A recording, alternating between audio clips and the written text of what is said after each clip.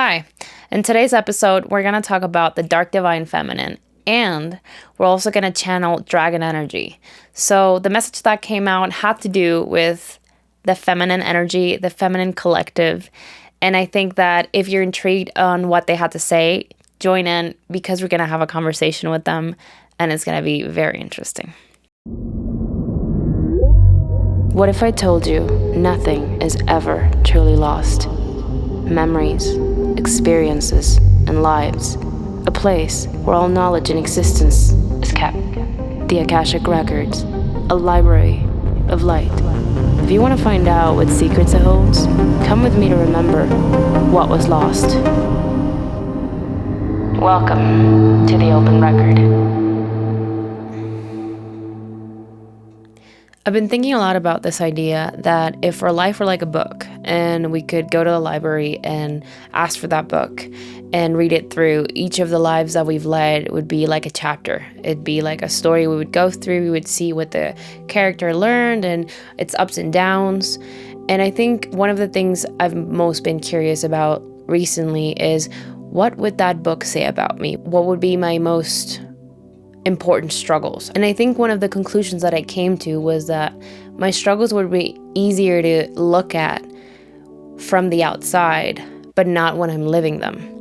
And one of them would be that I don't even think I consider this a struggle, but it is the fact of being a woman. And the reason why I think it has presented itself as a layer of difficulty lately has been because I can see the women around my life and how they lead their life.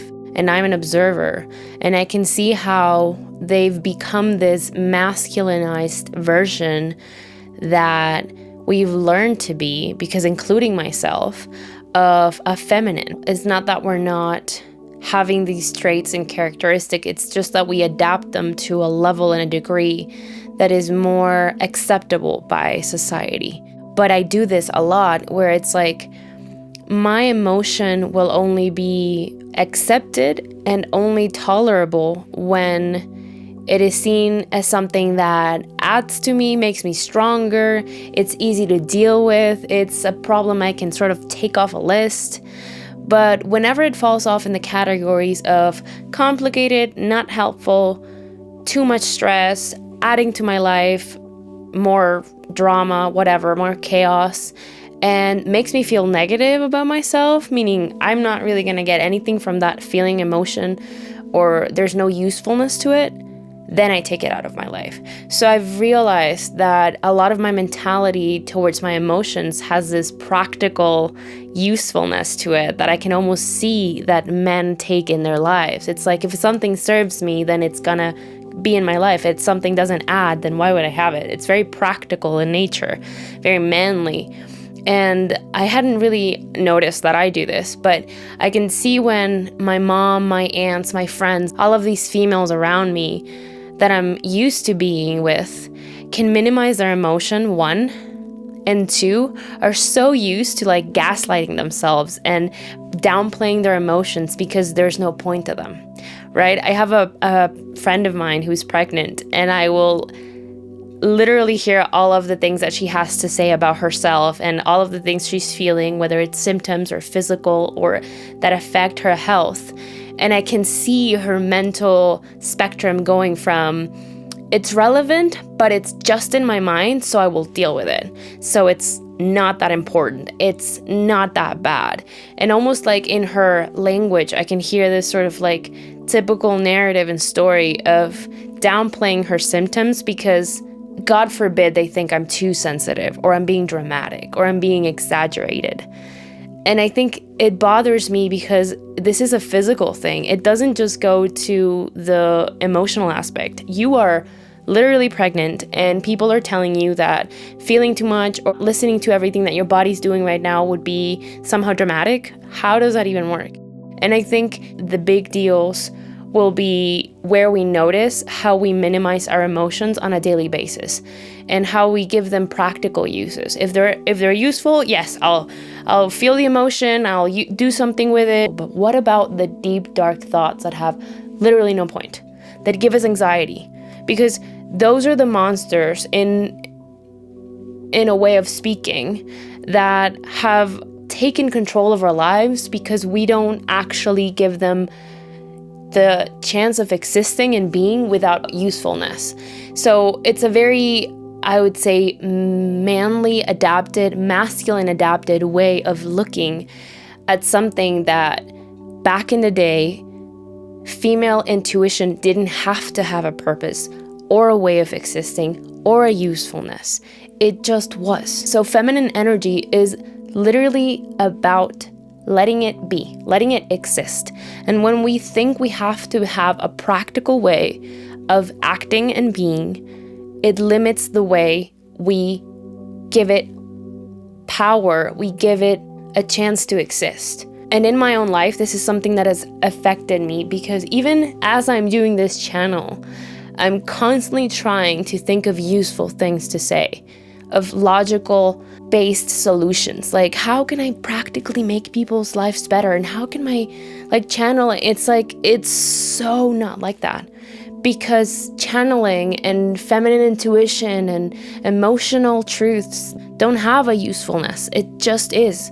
So if I feel an emotion, does it have to have a reason to be in order to be valid? No, it does not. An emotion doesn't live for it to be practical to you or useful to you. And when we think that this is the only way to exist, where if we don't have our feminine intuition validated or useful to us, then it's not going to be incorporated, I think that's where we're going wrong. I was watching recently a movie that I love. It's called Damsel by Millie Bobby Brown. And it had to do a lot with the dynamic between the main character, which is the damsel in distress, and the dragon that's attacking her. So these two main characters are both female, and they've both been lied to, and they're fighting a war against each other. And the main character, the damsel, will literally say it at some point, "My biggest flaw is that I always say the truth." So she's very adamantly trying to get this dragon to believe that she's been lied to. All of this time, this dragon thought it was taking revenge against the daughters of the people that killed her bloodline. And she is denying it. She doesn't believe it. She doesn't understand that she's being lied to. But it's almost like a dynamic that I think we will see within ourselves, where we will fight that repressed feeling, because I think the dragon really is like that dormant, sleeping beast we keep within ourselves, that shadow that we do not incorporate, allow to be out, and tolerate to even exist in our minds. Because as along with the feminine energy, it is not meant to have a purpose. So this dragon is all of that fierce, dark feminine power, energy, emotion, the things we don't want to feel, the unpleasant things, the guilty feelings, the guilty thoughts, that jealousy that you had for your friend, even though you love them when they were doing good, that deep, dark thought of, I love being a mom, but I hate how I have to constantly be on all the time. All of these sort of I would almost say tabs that we put in the back of our brain as, don't feel that. That was wrong to say. That was wrong to think. And this is a collection of all of those thoughts that literally takes the form of something we deny, we repress, and we constantly tell ourselves that it's not there. It's not there, it's not there, until you have to deal with it, until it's in front of you. So this dynamic in this movie is very symbolic to what I feel like we're all struggling, because it's an inner war.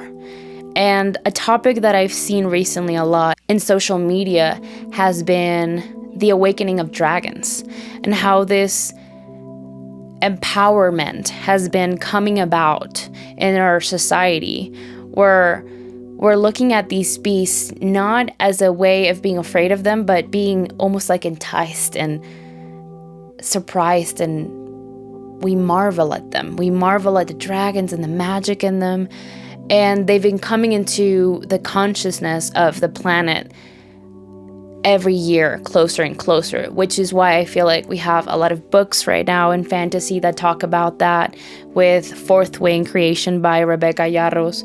And then we have this movie, the Damsel, which was talking about this dynamic of like saving herself. But in the end, the movie literally is about taking power by sharing truth and then coming together. It wasn't that she slayed that dragon. It was that she faced that dragon with truth. She faced it with honesty. It wasn't that she wasn't afraid, because we all are afraid to face that beast, to face those inner thoughts and dark feelings in ourselves. It was that she just did it with an open face. And she got hurt in the process. I'm not gonna lie. She gets burned a bunch of times. She is not comfortable when she does this facing of her demons. But the thing is, the longer she kept postponing it, the more she was gonna get hurt. And at the end, you see this image that I think is very, very strong and powerful, where it's like she's walking and it's a shot taken from above of the dragon flying over her, and you can see her shadow merge with her as she's walking. And I think it's what we are being called to do around this time where dragon energy is coming in. We're being called to look at our shadows, those deep dark thoughts that we were told to hide away, that we were told were shameful things to say, to think.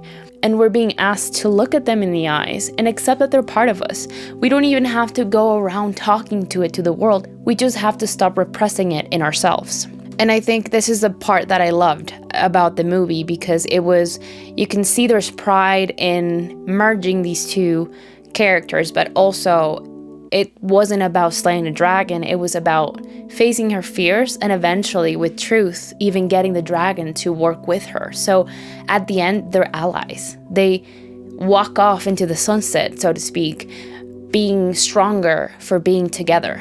So one of the things that moved me the most about this movie was the action of not killing off the part of ourselves that we think is a monster, but of actually facing it with truth and then embodying it, because she became so much more fierce at the end of the movie, because at the beginning she was much more pleasant. So when you see her literally merge with her shadow, she's invincible, not because she's not afraid, but because she's not afraid to be herself. She's not afraid to displease people in the path to being more aligned with self. And I think that is the message for today. It is that when we accept our shadow, when we face the things that we are hiding away from, we are not only better for it, but we are this bolder, braver, more almost like invincible version that is not scared of anything, because we've been down those parts of ourselves. We've been down those deep, dark thoughts, and we know all of these things. You want to tell me how I'm supposed to feel about this? Oh, I know I screwed up there. I know what I felt about that. Oh, I wanted vengeance. Let me tell you. It's not that we're going to act on these desires. It's just that knowing who we are to the deep, dark bones of ourselves will give us much more capacity to stand in front of people and not let them tell us who we are. It's integrity. It's incorporating all that we are and letting it be seen. Even if people can't see down into those deep, dark thoughts, it doesn't matter. The point is, I know who I am and you can't tell me any different. And yesterday, before this transmission, I was very confused about what the message would be if I went in to talk to dragon energy. And I didn't exactly know if it would be towards a general message or basically just having to do with the energy around the world right now. But I'm going to leave you with the channeling that was broadcasted, because I want you to understand part of the message that they were sharing, because I didn't even think that they were going to talk about the feminine energy. I didn't even expect it to come up. But in the end, it was so important and relevant that it needed to be talked about here. So this is a message that came out after that channeling because of how important it was to talk about it. So here it is. Is there anything else that you would wish to mention at this moment? I would wish to clarify. Are we speaking to dragon energy? Yes, you're speaking to a female dragon energy. This much is true. Okay. Is there anything that you wish to clarify for us at this moment? Yes. Kundalini awakening is a thing that is happening to most of you. By you, we mean women. It is not that the female body itself is lighting up more than the males. It is that the energy of release is being, like a dam, taken to its limit of pressure and bursting. There is a lot of anger around the human collective that we wish for you to be aware of. The anger is repressed emotion by all collectives, not just male, not just female. The difference is that the female body is not used to expressing outwards emotion of anger. As you understand, anger can be a more masculine emotion. Rather, it is more appropriate to be shown by men.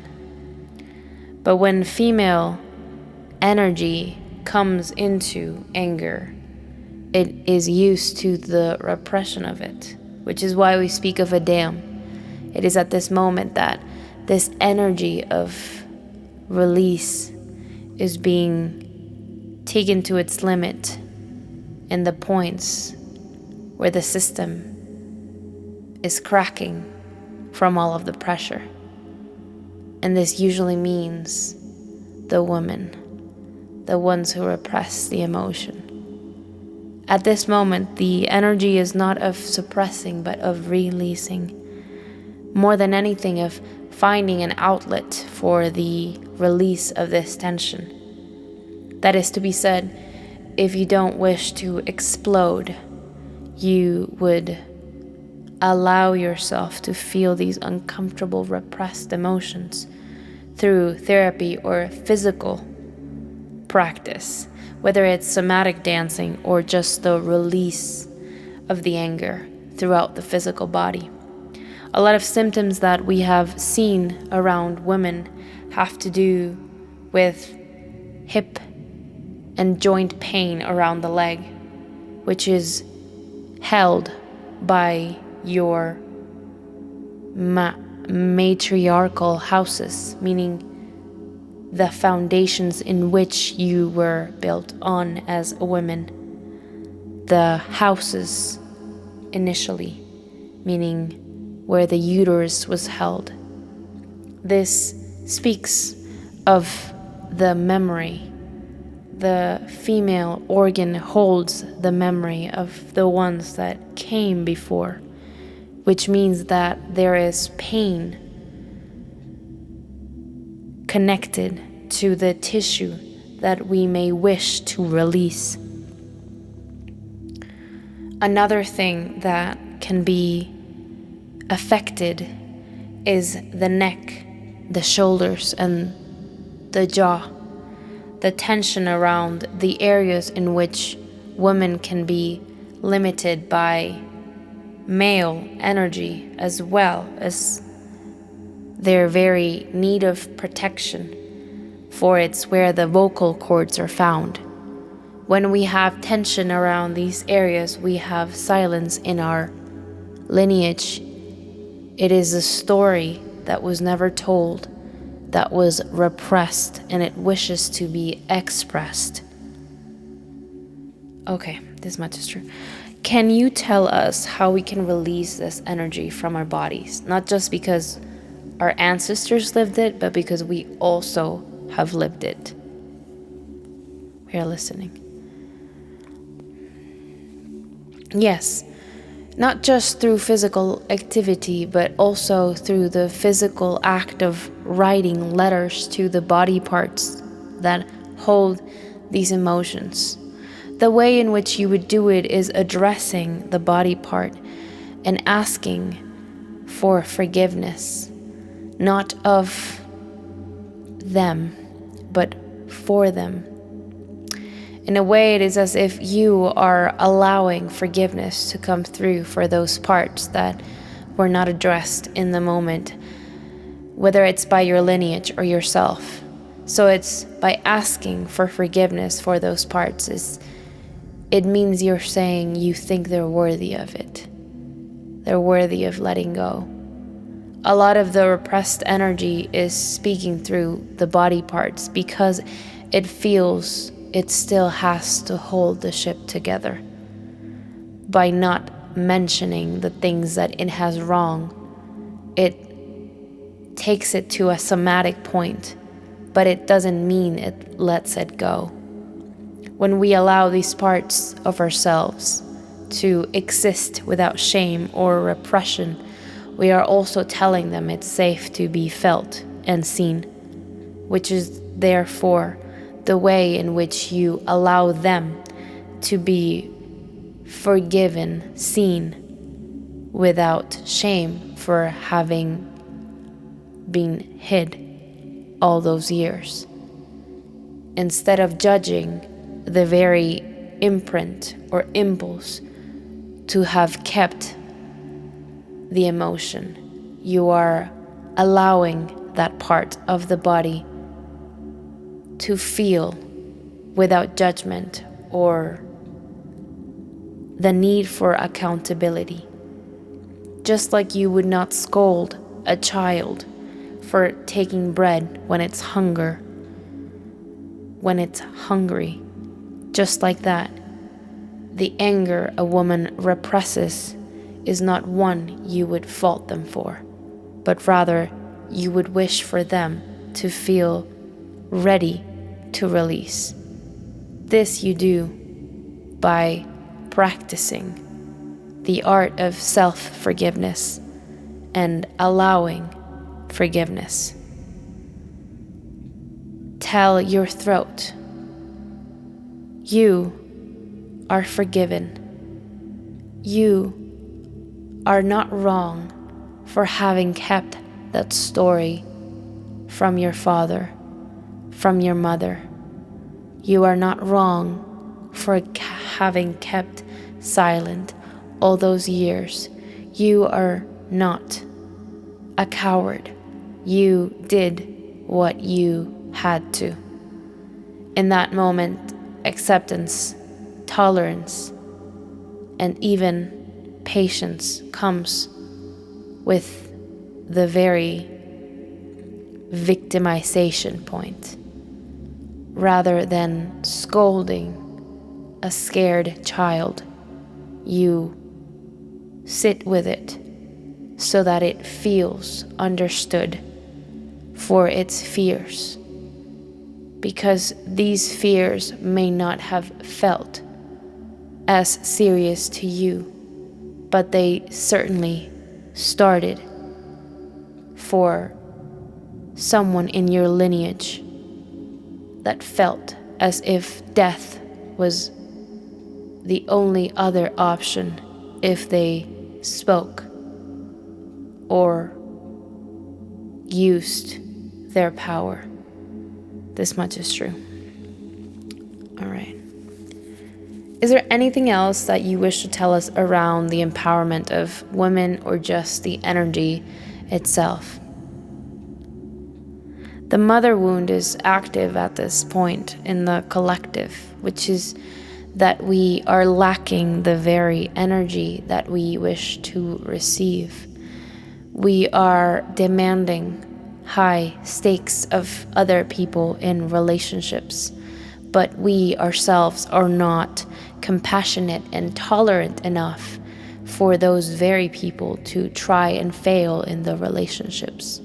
The mother wound speaks of the idea that when you wish for others to do better, you also limit them, by making them scared of doing the wrong thing. So it is, in a way, the very thing that keeps them from doing more. It is the lack of compassion that keeps people without trying, for failure is part of learning a new skill. But when not tolerated, it can indeed cause people to freeze and stunt their growth. So the mother wound speaks of the lack of compassion that we hold for ourselves. It speaks of the lack of tolerance that we allow people in our lives to make mistakes around learning. And it speaks to our own intolerance for our own mistakes. The mother wound is one of high demand but low compassion and tolerance for mistakes. It is one that most of us, have active. All right, is there anything else that we need to understand? The feminine collective needs to understand the importance of speaking their anger when they are angry. It is indeed the very reason why most women's kundalini is being activated, because the first chakra is being released. It is being detoxified. And when this first chakra is not appropriately released, it can start the mechanism of an energy purge, which can start, in a way, an unconscious way of kundalini. It means an excess of energy. The running hot feeling can be the lack of expressing an outward emotion of anger, which means it can create energy that runs through the chakra system because it is in overload. The only problem is the other chakras are not properly activated to receive said energy. It is merely running it through in order to release it. It is the only way it finds for the energy to be imbalanced without the system to go haywire. Is this causing other health problems? You're listening. Yes, it is causing hormonal problems. It is causing the retention of liquids as well as body weight gain in specific areas having to do with the lower abdomen, the side of the legs, and your butt. It is basically saying that all lower areas of your body where the anger would be stored are more prone to gain and hold on to weight for the very reason it holds on to energy to protect itself. It is overactive. This much is true. What do we do when we need to release this energy in order for this system to not lose balance? You're listening. Yes. The best way we can express what you can do to release this energy would be to sit with yourself and allow the feeling to rise up and then give it a voice. Another thing you can do is give the energy of anger a name. Say, for example, today, Lucy made me upset. I was upset because I was embarrassed, and I was embarrassed because I wasn't enough. You see, when you give it a name, you give it an identity. It's not part of you, therefore you cannot be blamed. So every time that the anger shows up because of embarrassment or a specific situation, you can say, "Here comes Lucy again. I hate it when Lucy shows up. And then write a letter to Lucy. Write a letter to all of those names you wish to express without the need of judgment, but the importance of release. This much is true. Okay.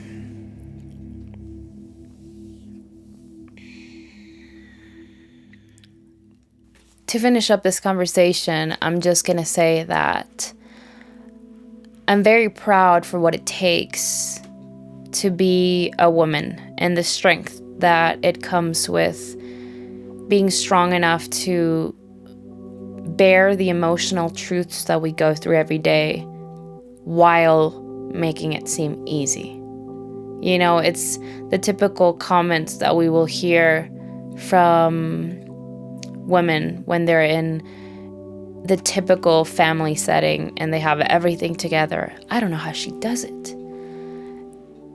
And it's been normalized to see someone lead a perfect life, be completely torn and just tired all of the time from keeping it all contained, and then admiring that silent falling apart of someone inside, but containing it all together for the public eye. And I think it's dangerous to idolize that version of femininity, where it's like, she can do everything and she's not broken by anything, and look at her, she has herself composed. And the minute we see a woman crack with emotion, with not wanting to do it all, not choosing to do it all, we judge that version of a female that doesn't push on, doesn't keep going regardless of the fact that she's tired. I'm tired too. You want to talk about tired? It's like, it's not about gaslighting. It's not about minimizing the people that have gone through that. Because if there's somebody that I admire that has been through this all of her life, as the eldest daughter of 4 sisters, is my mom. And I've seen the level of almost like unattuning, disconnecting that she has done with her body that has cost her a lot of peace and a lot of health. And I think to myself how we have normalized that keep going attitude instead of, hey, I think you're tired and you need to stop. And, you know, if you took a break, no one would judge you. And in fact, if you want to cry about the fact that you haven't taken a break in such a long time, I'm going to hug you and it's fine. So a personal thing that I've gone through with my mom is to sort of like tell her it's okay to rest and normalize this side of her that's like over emotional when she's so tired. She doesn't even understand how tired she is. And I think it's the role models that we see in our lives for this way of continuing on, even though they're really tired and broken and have not heard themselves and their needs in a long time, but that we keep propagating and we keep telling everyone that it's normal. And we need to stop normalizing a version of the reality, our world, where we tell people that the more pain that they suffer and they go through, the stronger they are. Because the truth is that that's a choice. You don't have to live your life in pain, tired, broken, in shambles, because somehow that makes you strong. Again, it's a very masculine way of almost like proving you're the strongest rival, right? Because the more you can withstand, then the stronger and the better you are as a candidate. And this is not that. Living a version of femininity, of female energy, and representing it and embodying it in our world today has been very twisted into being okay with feeling, but not with resting. And I think it's time to change that and to understand that our emotions don't have to be all allowable to be in our field. I don't have to feel only the comfortable things. I don't have to feel and admit to myself that I think only the positive thoughts. And it's not that we're going to succumb to them. It's not about going into the deep, dark thoughts. It's just about admitting that that's who we are. That's part of us. And it's not that bad. It's not something we need to be ashamed of. To having that beast within us, that dormant dragon, and kind of pushing it aside. It's something we have to admit to ourselves is there. And with pride, look at ourselves in the mirror, knowing that we are those uncomfortable thoughts as much as the good ones. Just as a fact, not as something we need to judge in ourselves or fix. So, understanding that not every emotion has to have a purpose. Some of them just need to be felt. And to be honest with you, have been needing to be felt for so many generations and lineages that they are turning into disease. They're turning into thyroid dysfunction, hormonal imbalances, autoimmune diseases. They're turning into so many repressed voices and stories in our past, in our lineage, that it needs a way to go out into the light, and it seeks to be listened and to be felt by someone in our present lineage. So when we have ancestors that have not dealt with these emotions, as it usually wasn't allowed in the past, you will have in our present a lot of these things showing up. So today really was about just understanding our emotions don't have to have a purpose. And our society needs to become more adapted to what is being a feminine without having it all put together. And not having the desire for wanting to be a mess that looks like she's got it all in control. That romanticization, that idea, has been something we've grown up with in our heads, and it's not realistic. You don't have to have it all together. You don't have to know all of the things. You can be a mom and still be confused about the things that you're going through, and about the fact that you can feel you want your own space and you haven't had it in a long time. Like, those two can exist. You can feel happy to have a friend do a successful thing, but also feel resentful for the fact that you weren't allowed, or you haven't felt like you've grown in your life. You can feel both of the emotions, and it doesn't make you any less human. It just makes you more human. It makes you more real. It makes you more authentic to feel the two emotions and say, actually, I feel just as much guilt about this thing that I said as I do pride, because thank God I was able to tell that person to fuck off, you know? So our femininity really needs to be addressed as just feminine energy. It's dark feminine energy, and then there's light in there. And it doesn't make us any less for admitting to ourselves that there's dark in ourselves. It just makes us whole, because if you're denying a part of yourself, what does that make you? It makes you a half. It makes you incomplete. But when you admit all of what you are, then you are whole. And then you can face other people and tell them, you can't tell me who I am, because I already know. And I know all of the bad things. Trust me, I've been there. I got a couple of bruises from talking to it and misunderstanding it and judging it for so long. Because also, when it comes out, it's not going to be nice. It's not always nice, because it feels repressed. It wants vengeance. It wants to be seen. But in the end, you're going to be much more whole if you're accepting to yourself who you really are. So to leave you guys with a note, if you could read your own story from a third-person view, what would you change? Would everything remain the same, or would you learn something different this time? That would be it. See you on the next one.